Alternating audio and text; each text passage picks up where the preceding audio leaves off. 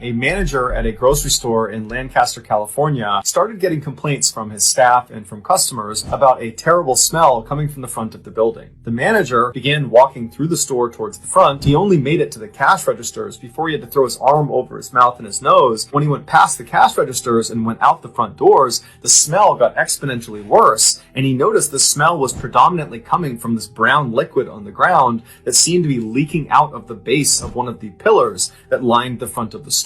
And so the manager thought, well, it's got to be a sewer pipe leak that's happened right underneath this pillar. And so the manager called a plumber, and the plumber looked at it and then looked at the manager and said, there's no sewer pipe underneath here. So whatever that liquid is, it's coming from inside the pillar. And so the manager asked the plumber to pull off one of the bricks around the area where this liquid was coming from. He pulled the brick away, revealing an opening into the pillar, and the two men got down and they looked inside, and what they saw horrified them.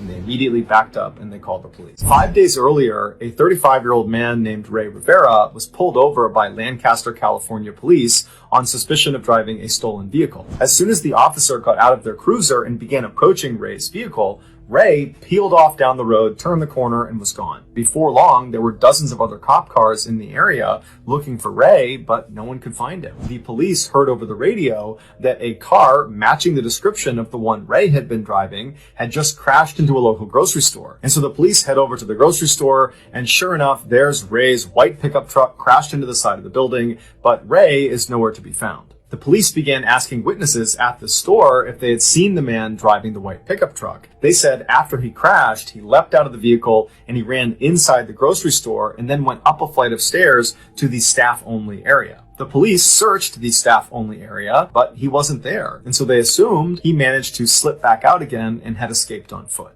And so they put out a warrant for his arrest and they left. Well, it would turn out Ray had run inside the grocery store, but he had never left. After running up to that staff-only area, he found a crawl space and he hid inside of it for several hours until the police left. And then at some point that evening, he decided he wanted to find a better hiding spot, and so he made his way onto the roof. There, on the roof, was this small structure that was built up